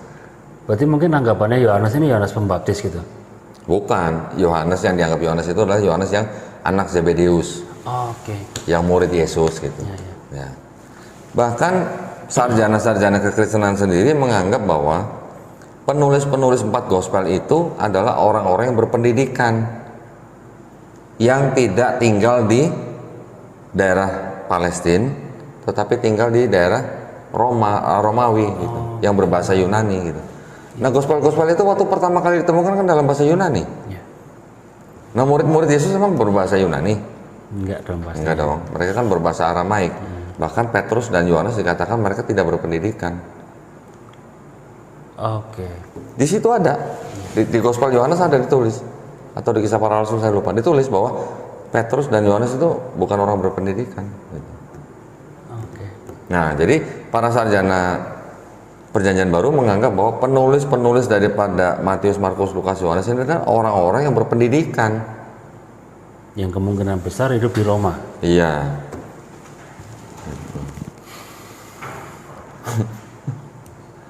Ini dulu ke gereja ngapain aja sih, nggak tahu nih. Yang saya tunggu adalah hosti. Oh, gitu Setelah ya. itu saya bisa Iya. Banyak sekali mas, ayat-ayat yang seperti tadi itu banyak. Saya kasih contoh beberapa ya, supaya ya apa namanya, siapa tahu gitu ya. Bahkan ada yang dianggap beberapa ayat itu dianggap sebenarnya nggak ada di mana, di kodeks-kodeks yang lama ya. Saya kasih beberapa lah yang pendek-pendek lah ya, supaya nggak terlalu inilah. Bentar. Nah ini daftarnya nih. Ini daftar dari KJV, ada dalam KJV, di dalam NIV, NASV, NCV, NRSV, dan RSV sendiri itu udah dibuang semua. Oke. Oke. Udah dibuang semua. Banyak juga ya. Lumayan. Ada berapa nih? Tapi yang checklist hijau tadi di KJV ada, di sini juga kemungkinan besar ada. Kalau di KJV ada ya di sini ada, karena ini dengan KJV sama isinya. Oke. Gitu. Kita coba lah ya. Ini juga buat sharing aja buat pemirsa nih. Matius 6:13. Matius 6:13. Wah, Mas udah dilipat-lipat nih masalahnya. Ini berharga banget loh nih Mas. Ya. Saya bacain lah sini nih. Ini ada yang mau di-shoot nih.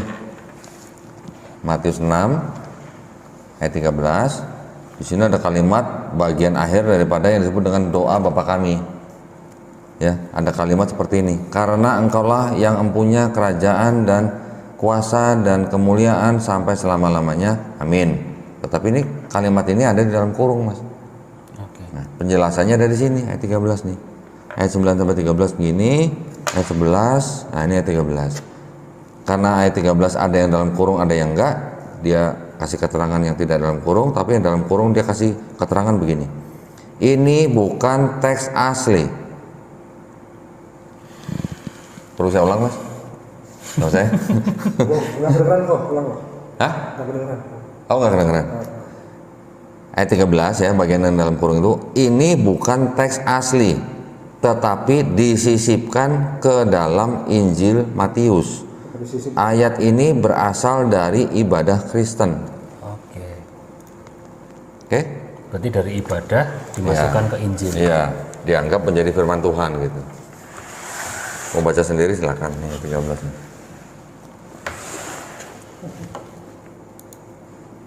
Malam panjang. Iya Mas. Dan janganlah membawa kami ke dalam percobaan, tetapi lepaskanlah kami dari yang jahat. Oke. Nah ini catatannya nih ayat 13 nih. Yang dalam kurung nih. Karena engkaulah ampunya, ini bukanlah teks asli, tetapi disisipkan ke dalam Injil Matius. Ayat ini berasal dari ibadah Kristen. Sini mungkin terusannya di sini. Tapi enggak ada. Sudah sampai sini ya udah. Ini bukan teks asli. Coba lagi buka Matius 17 ayat 21.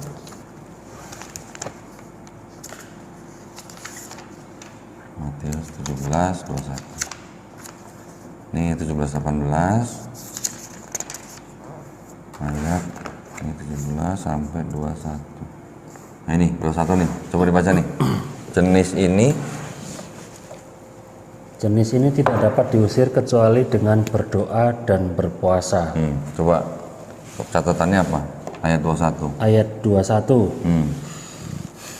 Ayat ini tidak asli dalam Matius, tetapi diambil dari Markus 9 bab 9 ayat 29 dengan ditambah dan berpuasa. Berarti sudah tidak asli, dipinjam, ditambahin. Allah. Kok nggak dipulangin ya? Nah, ini saya, ya, ini ayatnya. Ayat 21 nih. Matius 17, 21. Dari mulai jenis ini tidak dapat diusir kecuali dengan berdoa dan berpuasa. Ini catatannya nomor 21. Nih ya, ayat 21. Ayat ini tidak asli dalam Matius, tetapi diambil dari Markus 9:29 dengan ditambah dan berpuasa. Jelas ya? Alhamdulillah, untung udah mualaf mas. Untung udah mualaf lah. Lihat, tapi siapa tahu ya, nanti Iya. kita tunjukkan ini.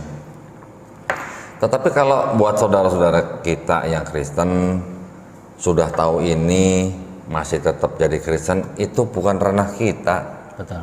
itu hak mereka. Betul. Setuju nggak? Iya. Bukan kita bisa menunjukkan ini, oh kamu harus mualaf, enggak, jangan. La ikraha fiddin. Dalam Islam tidak ada paksaan. Ya. Kita hanya memberikan apa? Pemahaman. Kita hanya menunjukkan bukti atau dokumen Yang otentik dari kalangan mereka sendiri. Nah, metode seperti ini yang kita pakai ini disebut dengan metode muqabadah. Kita menggunakan sumber mereka sendiri untuk mereka sendiri. memberikan pemahaman kepada Ya. mereka sendiri Ya. akhirnya. Tadi kita sering menyebut kata Injil kan mas? Ya. Ya. Bahkan di dalam Bible mereka juga terang-terangan menggunakan kata Injil gitu. Ada kan kitab yang disebut Injil kan? ND juga menerbitkan tuh Injil gitu, yang isi khusus perjanjian baru gitu. Sekarang kita udah jadi Muslim nih, ya kan? Apa iya Injil yang dimaksud dalam Bible itu adalah Injil yang kita imani, yaitu Wahyu. yang diberikan kepada Nabi Isa Al-Masih? Apakah iya? Akhirnya setelah mendapatkan pemaparan ini, saya bisa menyimpulkan bahwa bukan, Bukan. karena Injil adalah kitab suci Iya. yang seharusnya asli. Iya. Karena untuk apa disempurnakan, berarti kan meragukan yang maha sempurna, yang sudah menciptakan Injil itu sebagai kitab suci gitu. Iya. Ya kalau saduran-saduran seperti ini dan apalagi minjem ayat ditambahin, ya menurut saya sudah bukan keasliannya lagi. Jadi Injil itu adalah di dalam perspektif Islam yang sekarang kita harus imani kan, wahyu daripada Allah Subhanahu wa taala yang diturunkan kepada Nabi Isa Al-Masih untuk Bani Israel pada zaman itu. Ya. Dijanjikan untuk dijaga nggak? Kalau Pernah baca nggak di Sepengetahuan Quran saya atau di hadis? Pernah baca? sepengetahuan saya tidak. Tidak. Yang Berarti dijaga kalau oleh- sekarang Injil yang aslinya tidak ada, nggak masalah dong, orang nggak dijanjikan untuk dijaga, ya kan? Betul. Betul kan? Betul. Begitu juga Mazmur, Taurat, itu juga adalah wahyu-wahyu yang diturunkan Allah Subhanahu wa taala kepada nabi dan rasulnya untuk Bani Israel pada zaman itu. Ya. Dijanjikan untuk dijaga nggak? Karena hanya untuk dijadikan pedoman pada zaman itu. Iya, iya. Tidak dijanjikan untuk dijaga kan? Betul, betul. Apakah yang disebut dengan Taurat, Zabur, Injil yang disebut dalam Quran, apakah yang dimaksud di dalam Quran itu yang ini? Tidak. Tidak. Saya bisa memastikan bahwa tidak. Baru belajar tadi udah bilang tidak. karena akhirnya make sense bukan atas dalil keislaman, bukti yang otentik keluar dari Sini kitab sendiri. ini gitu loh. Iya. Dan ini seperti tadi yang dijelaskan di awal bahwa ini dibuat tahun 2002 oleh Ditjen Bimas Katolik, Departemen Agama Republik Indonesia, bahwa ini kan sebenarnya resmi. Dan kalau resmi ya seharusnya sudah ada pengkajian dulu sebelum menciptakan buku ini kan gitu. Betul, betul. Tapi maksud saya kan dari saudara-saudara kita yang Kristen juga menganggap di dalam kitab ini ada yang disebut dengan Torah, ada yang disebut dengan Mazmur, ada yang disebut dengan Injil. Tetapi buat kita, perspektif kita sebagai Muslim, Taurat, Zabur, Injil yang dimaksud di dalam Al-Quran kita itu bukan Bible-nya ini gitu loh. Makanya saya sebenarnya lebih nyaman menyebut ini bukan Alkitab. Saya sebut aja Bible. Bible ya. Di dalam Bible ada gospel. Gospel itulah yang disebut dengan Matius, Markus, Lukas, Yohanes. Ya. Bukan Injil yang diterima oleh Nabi Isa Al-Masih yang diperuntukkan untuk Bani Israel pada zaman itu gitu. Dan tidak terjanjikan untuk dijaga. Dan tidak dijanjikan untuk dijaga. Makanya kalau Asia tidak ada, ya nggak apa-apa gitu loh. Orang tidak dijanjikan untuk dijaga kan? Betul, betul. Gitu. Yang dijanjikan untuk dijaga apa? Al-Quran. Al-Quran. Makanya sampai sekarang mau semua mushaf Quran di seluruh dunia dimusnahkan, bisa kebikin lagi nggak? Bisa. Dari mana? Dari Hafiz. Dari Hafiz. Kalau ini ada nggak Hafiz ya? Saya kan belum pernah dengar ya. Belum dengar ya? Iya. Belum, mungkin main saya kurang jauh, jadi saya belum pernah dengar. Oh iya, iya. Saya juga belum pernah dengar sih Mas. Oke, jadi gitu Mas kira-kira. Ya mudah-mudahan nanti ini hanya beberapa saja yang bisa saya tampilkan di sini ya. Masya Allah. Kalau kita bacain satu-satu ntar, aduh, sampai pagi ntar bisa. Karena nggak cuma di dalam perjanjian baru saja yang ada ayat-ayat yang tidak asli. Ternyata di perjanjian lama juga ada yang ditambahkan Mas. Oke. Oke. Gitu. Ini tadi yang dipaparkan bahwa masih di perjanjian baru saja ya. Next time mungkin bakalan. Boleh. Insya Allah. Wani Piro ya. Masya Allah. Yang bayar di atas. Oh iya, iya, iya, iya. Ya intinya alhamdulillah ya Mas ya. Kita berdua sudah menikmati nikmatnya iman Islam. Alhamdulillah. Jadi masalah seperti ini ya kita hanya bisa mengkaji dalam ranah akademis dan ilmiah. Betul. Kita tidak merecoki, kita tidak mengganggu iman orang lain. Ya, ya. Mereka mau mempercayai ini ya monggo. silakan. Kan dilindungi sama Undang-Undang Betul. Dasar 1945 kan, bukan urusan kita, bukan ranah kita. Tetapi yang kita bicarakan itu adalah ranah ilmiah, ranah akademis. Ya. Ada buktinya, ada datanya, ada dokumennya gitu loh. Bukan asal cuap-cuap gitu loh. Ya. Ya, ya. Kita tetap menyayangi dan harus tetap hidup secara baik dengan saudara-saudara kita yang berkeyakinan lain. Ya. Ada pertanyaan? Siapa tahu loh ya. Mas, tanya mumpung lagi di sini orang. Pertanyaan saya mungkin banyak, tapi saya masih agak nge-lag yang tadi. Nge-like 2 kali gitu. Karena mungkin nggak nyangka juga. Iya. Karena nggak pernah lihat. Iya, betul. Enggak. Tapi kalau ini belum tahu Mas Matias tentang ini, dia udah berpindah bisa. Ya, alhamdulillah. Udah gua berarti keinginannya lebih murni lagi. Iya, ya alhamdulillah kan namanya musabab kan kita tidak pernah tahu kan. Nggak usah dari bukti yang demikian jelas gitu loh. Allah kalau sudah menginginkan seseorang untuk menjadi muslim dengan cara apapun bisa. Iya. Hanya dengan melihat hujan aja orang bisa jadi bersyahadat kok. Ada tuh di ya ngaji cerdas ya. Macam-macam.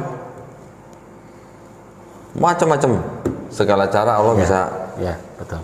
Walaupun mau dipaparkan bukti seotentik ini pun, kalau nggak mau ya, kalau Allah belum kasih hidayah. Iya. Kita mau bacain ini sehari 100 kali, kalau Allah belum memilih siapapun untuk menjadi seorang mualaf ya. Iya. Itu. Jadi kita hanya istilahnya ya karena sekarang ini zaman modern gitu ya.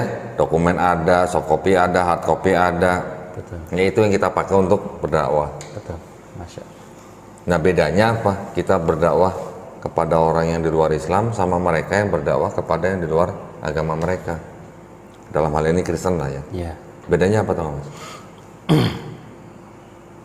Kita berdakwah kepada orang lain, agama apapun, kita hanya menyampaikan walaupun hanya 1 ayat. Iya. Tapi kalau dalam kekristenan saya baca ini Mas. Ini perintahnya nih Mas. Ini perintahnya. Yang ada di sini ya. Ada nih Mas.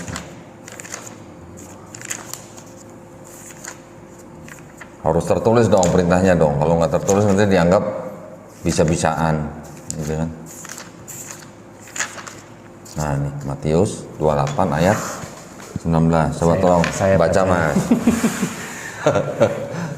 Matius 28 19. Karena itu pergilah, jadikanlah semua bangsa muridku, dan baptiskanlah mereka dalam nama Bapa dan Anak dan Roh Kudus. 20. Dan ajarlah mereka melakukan segala sesuatu yang telah kuperintahkan kepadamu. Dan ketahuilah, aku menyertai kamu senantiasa sampai kepada akhir zaman. Yang saya soroti ayat 19, Mas. Karena itu pergilah, Ya. jadikanlah semua bangsa muridku dan baptiskanlah mereka dalam nama Bapa dan Anak dan Roh Kudus. Pernah denger dong? Ya, pernah. Pernah dong. Kebangetan lah kalau Pernah, kalau ini pernah. kalau nggak pernah denger itu mah kebangetan lah ya. Oke. Bentar ya. Silakan baca nih catatannya ayat 19 nih. Dalam nama Bapa, seterusnya. Catatan di bawahnya 19 ayat ya. 19, dalam nama Bapa dan Anak dan Roh Kudus. Boleh jadi rumus terperinci ini terpengaruh oleh pemakaian dalam ibadah yang baru, kemudian berkembang dalam umat purba. Dalam ini kisah ya, berarti ya? Ini udah beda mungkin. Hah? Ya, ya, ya. Nah, kira-kira Mas, ini pengertiannya gini. Ayat 19 itu kan dianggap sebagai perkataan Yesus sebelum dia diangkat ke langit, Ya. ya kan? Tetapi sarjana-sarjana kekristenan sendiri, yang saya tahu di dalam buku yang berjudul The Five Gospel, ditulis oleh Robert W. Funk dan juga didukung oleh 50 denominasi gereja di seluruh dunia, didukung pula yang namanya The Jesus Seminar. The Jesus Seminar itu adalah sebuah seminar yang mencoba menentukan yang mana yang perkataan Yesus, yang mana yang bukan perkataan Yesus gitu. Oke. Ternyata di dalam buku Five Gospel itu mengatakan bahwa ayat 19 ini tidak mungkin berasal dari Yesus. Tidak mungkin. Berasal dari Yesus atau bukan perkataan Yesus gitu. Yang ngomong mereka loh, bukan kita loh. Betul, betul. Ada bukunya, nanti kayaknya dibawa ke sini deh, buku Five Gospel itu.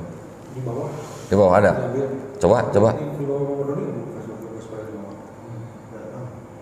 Coba kalau ada. Kalau nggak ada nggak apa-apa. Tapi di dalam buku itu yang nulis itu kira-kira 79 ahli-ahli teologis. Ya.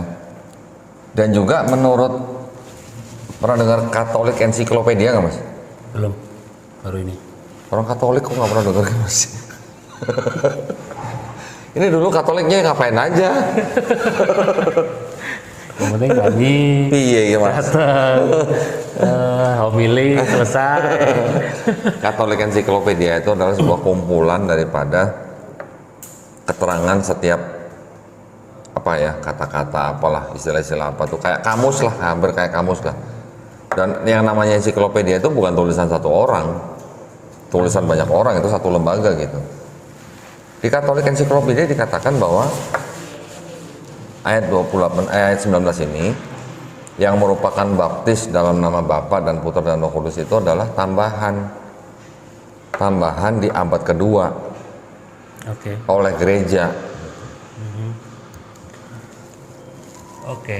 Berarti Sedangkan Yesus sendiri dan murid-muridnya di seluruh perjanjian baru, Yesus sampai hanya 4 gospel, murid-muridnya berarti kan sampai perjanjian baru semua ya. Tidak pernah diceritakan murid-murid Yesus dan Yesus membaptis orang dalam nama Bapa dan Anak dan Roh Kudus. Mereka semua membaptis dalam nama Yesus. oke. Sekarang tahu-tahu ada perintah, baptislah mereka dalam nama Bapa dan Putra dan Roh Kudus gitu. Emang Yesus pernah baptis tuh? Pernah. Nah ini bukunya nih, buku The Five Gospel. Ya Mas ya. Buku ini aslinya dalam bahasa Inggris, diterjemahkan oleh almarhum Ustadz Insan Mokoginta dan teman-temannya. Ya, jadi buku ini sangat penting buat penggiat apologet Islam Kristen. Yang mana di dalam buku ini sumbernya adalah tulisan daripada sarjana-sarjana kekristenan sendiri. Tidak ada seorang pun ahli teologi Islam atau Muslim yang ikut di sini, campur nggak ada. nggak ada urusannya gitu. Markus. Saya cari nih, saya lupa di halaman berapa ya. Ini Markus. Nanti tolong di zoom ya. Nah ini Matius nih ya, ini mulai Matius nih. Kita lihat Matius sampai pasal 28 ayat 19. Alhamdulillah ya, nggak perlu belajar gini-ginian. Mas Matius sudah mualaf ya. Saya 7 tahun mas belajar. Ini cuma 2 hari. Cuma 2 hari nonton video Dr. Zakir Naik coba. Masya Allah. Ya beda hidayah orang-orang. Beda. Iya. Kalau kita apa? Kalau kita apa? Apanya? Kalau dia cuma 2 hari langsung bersyahadat. Kalau kita 7 tahun, berarti kita apa? Hah? Berarti Bulat kok. bulat. Kita lebih agak belum dikit kok. 2 hari kita. Ini cuma 2 hari. Iya, agak belum dikit berarti. Sama dokter gigi Karisa pernah dengar? Sudah pernah dengar nama? Nah, itu hitungannya juga cuma hitungan hari itu.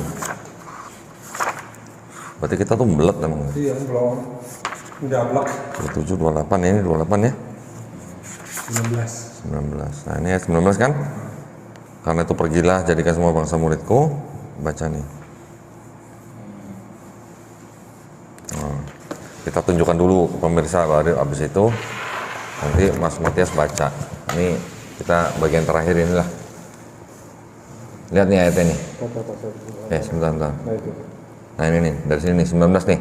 Ya, udah.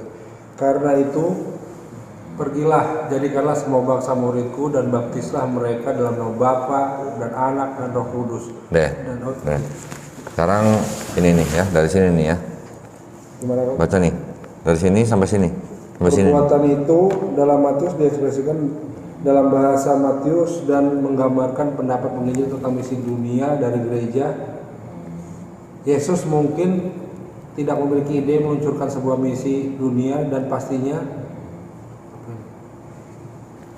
bukan seorang pembangun institusi. 3 bagian dari perbuatan ini membuat murid, membaptis dan mengajar. Merupakan program yang diadopsi oleh gerakan yang baru, tetapi tidak menggambarkan instruksi langsung dari Yesus. Tidak menggambarkan instruksi langsung dari Yesus. Berarti dianggap bukan perkataan Yesus kan? Iya. Mau baca lagi mas, silakan mas. Dari sini. Perbuatan itu dalam Matius diekspresikan dalam bahasa Matius dan menggambarkan pendapat penginjil tentang misi dunia dari gereja.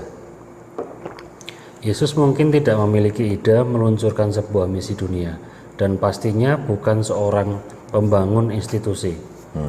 3 bagian dari perbuatan ini membuat murid, membaptis dan mengajar merupakan program yang diadopsi oleh gerakan yang baru, tetapi tidak menggambarkan instruksi langsung dari Yesus. Berarti 3 bagian ini membuat murid, membaptis dan mengajar. Berarti maksudnya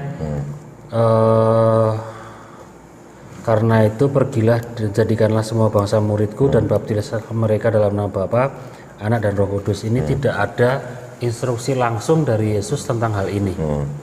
Terbukti apa? Terbukti di seluruh perjanjian baru, Yesus dan murid-muridnya tidak pernah membaptis orang dalam nama Bapa dan Anak dan Putra dan Roh Kudus. Selalu membaptis orang dalam nama Yesus. Boleh dicek ayat-ayatnya. Tidak ada.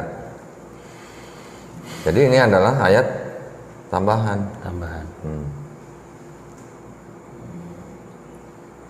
Berarti muridnya membaptis nama Yesus.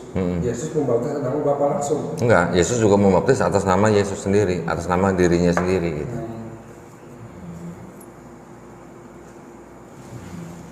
Terus yang 2 lagi dari mana tuh ya? Yang udah dibilang tambahan. Abad kedua. Banyak sekali pendapat-pendapat daripada ahli-ahli perjanjian baru yang mengatakan bahwa Matius 28:19 itu adalah ayat tambahan di abad kedua. Saya punya daftarnya. Nggak perlu saya bacain satu-satu lah. Saya cuma pakai 2. Satu buku The Five Gospel, yang kedua Katolik Encyclopedia. Udah itu aja cukup. Karena itu pun juga tidak ada Iya. campur. Yang ini yang nulis bukan satu orang loh mas, ini yang nulis nih. Itu rusak ya. Rusak ya. Nah ini, bukan. Nomor depannya. Tadi kan saya sebut Q ya, nih.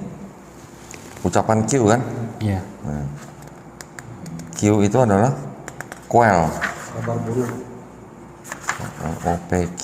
Ini di sini sebenarnya. Nah ini Q, saying gospel Q. Q singkatan dari bahasa Jerman quell, yang berarti sumber. Q adalah sumber di mana Matius dan Lukas mengambil selain Markus. Lebih lanjut lihat gambar 3. Ya kan? Nah ini yang nulis nih. Nih sekian banyak orang yang nulis. Lihat DD. Di sini apa? PhD. PhD. Semuanya nih. DD. DD itu apa? Definisi. Doctor of Divinity. Divinity. Ya. Kalau PhD filosofi filosofi degree ya atau apa? Iya. Yang lain semuanya tuh Scholarship semua ya. ya nggak ada loh yang Nggak ada lulusan SMA. SMA nggak ada. Ini Dan sekian tidak banyak. ada nama-nama muslim di sini. Nggak ada. Ini baru 2, belum yang misquoting Yesus ya. Belum buku itu lagi.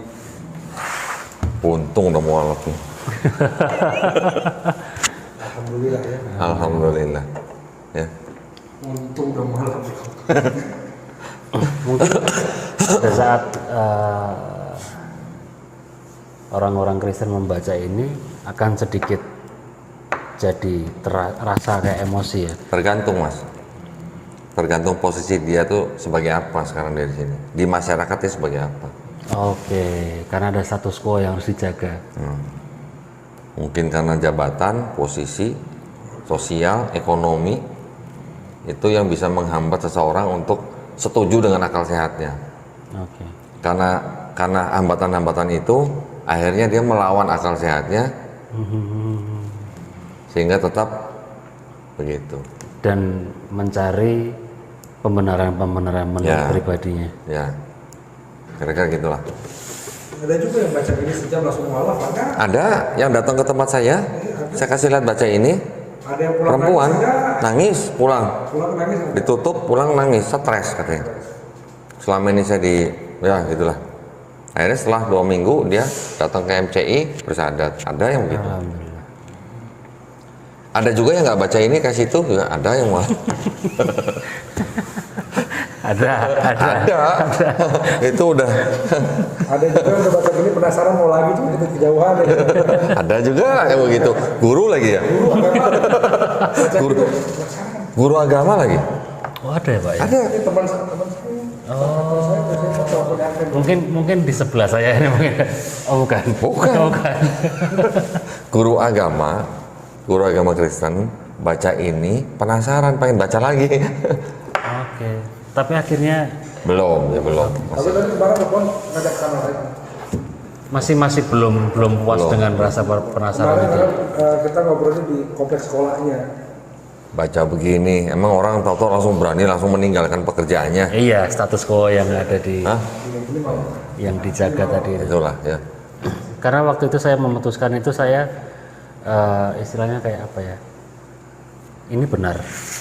Kalaupun nanti ada hambatan dan harus ada apa ya istilahnya resiko yang saya ambil, saya yakin bahwa Tuhan bakal ngasih jalan. Waktu itu saya Ya. berpikirnya itu. Jadi kenapa saya nggak berlama-lama untuk mengambil keputusan? Ya. Artinya kalau begitu kan Mas Matias bahasa sederhananya tuh berarti kan punya nyali. Iya. Ya kan? Ya karena apa ya? Banyak mungkin yang belum punya nyali kayak Mas Matias gitu. Iya. Karena Tapi mungkin karena Mas Matias juga punya nyali karena mungkin tidak terlalu berat beban ekonominya mungkin, saya nggak tahu juga ya.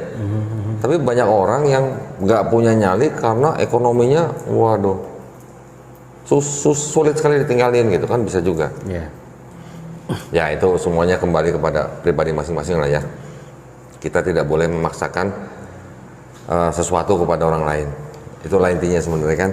Ya kalau misalnya mau dibilang masalah kenyamanan ekonomi, dulunya nyaman sekali. Gitu. Karena kebetulan orang tua punya jabatan semua. Oh, Jadi ya istilahnya nggak pernah lapar lah, Ya, nggak pusing besok mau makan apa. Terus sekarang udah jadi muslim pernah lapar Mas? Sering. Oh sering ya? Masya Allah. Itulah ujian yang paling nikmat ya. Kan Asik. saya mengaku beriman. Asik. Apalagi kalau bulan Ramadan ya. Oh, Masya Allah. Asik. Justru kalau orang nggak pernah lapar tuh biasanya nggak pernah diuji Mas. Iya, iya, Betul nggak? iya. Masya Allah. Jadi insya Allah bulan depan ini Ramadan yang ke berapa? Ketiga berarti ya? Ketiga insya Allah. Insya Allah ya. Iya. Saya udah ke berapa? Berarti udah ke 7. Ini baru pertama tuh. Masya Allah. Semangat. Cemungut gitu dong. Ya, tapi Mas Fatih memutuskan untuk mau berapa lama berpikirnya? tadi gua ngomong 2 hari lu nggak dengerin ya? 2 hari nonton, kayak 2 kali nonton Zakir Naik, betul. 2 hari. 2 hari. Cepet ya. Sambit buku nih gua. Dari tadi udah ngomong. Kumpul apa ya? 3 tahun loh. 2 hari coba. 2017 udah 4 tahun malah. Ya. Karena penjelasannya beliau masuk di logika saya. Nah, pertanyaan saya kan begini. Dokter Zakir Naik nih ceramah di depan mungkin 10.000 orang. Dari hadirin yang di depan dia 10.000 orang itu kan nggak semuanya muslim. Betul. Banyak juga yang Kristen. Betul, kan? betul. Yang dia ngomong di depan orang-orang yang non muslim itu kan juga orang-orang non muslim itu belum tentu langsung hari itu bersyahadat semua Iya, kan, walaupun iya. banyak juga yang bersyahadat kan. Ada yang berstatement bahwa saya tahu, Iya. tapi saya belum mau ingin menjadi. Ya, ada juga yang begitu Ada kan. yang seperti itu. Tetapi Dokter Zakir Naik pernah membayangkan nggak bahwa di belahan bumi yang lain ada orang yang nonton videonya 2 hari bersyahadat. Ya nggak ada. Ya mungkin kayak orang-orang kayak saya Nah nih. itulah sama. Almarhum Syekh Hamid Didat juga dia berbicara di depan ribuan orang. Dia juga tidak pernah membayangkan di belahan bumi yang lain ada orang nonton videonya yang akhirnya mengambil keputusan untuk bersyahadat. Tanpa harus bertemu beliau ya. Iya, tanpa harus bertemu beliau, cium tangannya nggak perlu kan. Begitu juga kita sekarang nih, kita ngobrol begini, kita juga nggak pernah tahu di belahan bumi yang lain mungkin saja ada yang mendengar percakapan kita yang jauh dari Dokter Zakir Naik gitu lah ya. Tetapi karena kita punya dokumen, Iya. Dokter Zakir Naik mungkin nggak punya ini, tetapi tanpa ini dia bisa berceramah dengan sangat bagus. Kita nggak bisa berceramah seperti Dokter Zakir Naik, tapi karena kita punya ini, siapa tahu ada yang mendengarkan, ada yang menonton. Allah memilih dia, Betul. walau alam, gitu. Insya Allah. Ya Mas ya? Ya. Amin. Tapi jadi trigger lah, pemacu untuk mau belajar gitu kan. Ya, jadi istilahnya saya sangat berterima kasih hari ini bisa Saya berterima kasih. sama-sama kita bisa ngobrol seperti ini. Alhamdulillah. Tidak ada yang kebetulan dalam obrolan kita seperti ini ya. Insya Allah semuanya memberi hikmah kepada kita masing-masing, Amin. Amin. juga memberi hikmah kepada penonton. Mas Matias itu belum tentu lebih jelek daripada saya. Artinya saya mungkin mengetahui beberapa hal yang Mas Matias nggak tahu. Tetapi bukan berarti saya lebih baik dari Mas Matias. Begitu juga Mas Matias juga belum tentu lebih baik daripada saya. Yang paling baik di antara kita adalah yang bertakwa, Mas. Insya Allah. Amin. Ya. Jadi mari kita berlomba-lomba dalam takwa kita kepada Allah Subhanahu wa taala. Amin. Amin. Itu aja ya, Mas ya. Siap.